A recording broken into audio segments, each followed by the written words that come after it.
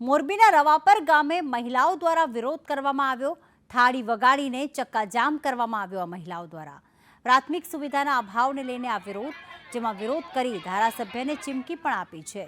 સમસ્યા હલ કરો તો જ રોડ છોડીશું તેવું સ્થાનિકોનું કહેવું છે। જડેશ્વરથી વાંકાનેર જતા રોડ પર ચક્કાજામ કરવામાં આવ્યો।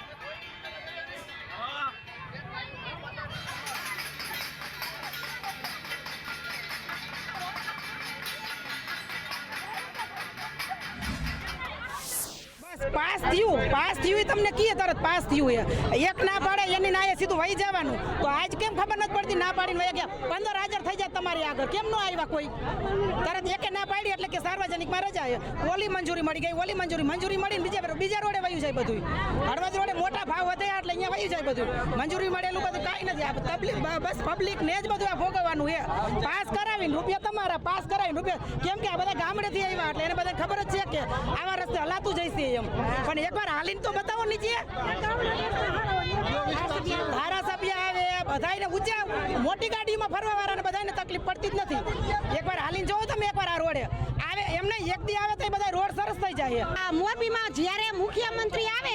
ત્યારે તાત્કાલિક રોડ કેમ બની જાય અને અત્યારે આવા ચોમાસામાં ભર ચોમાસામાં આટલા પાણીમાં હાલવું પડે છોકરાઓને સ્કૂલે જવું હોય બાયુને શાક લેવા જવું હોય તો ક્યાંય નીકળાતું નથી અને તમે એક વખત જો અમારી શેરીમાં ગોલ્ડન માર્કેટની પાછળ આવો ને તો અત્યારે હાલમાં ગારો જ છે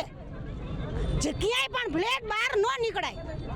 તો પછી બધા નગરપાલિકા વાળાને આ બધું ધ્યાન દેવું પડે અને જ્યારે વોટ જોતા હોય ત્યારે કેમ બધા આવો અમને વોટ દો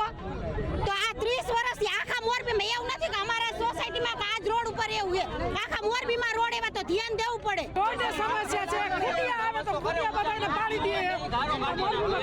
કાઈ વ્યવસ્થા નથી ભાઈ અમે શું કરી બધાય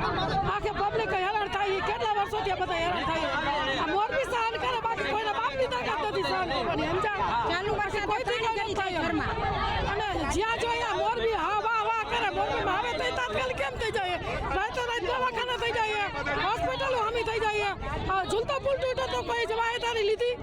કોઈ કાંઈ ન લીધી જેના મરી જાય એને માણસો જાય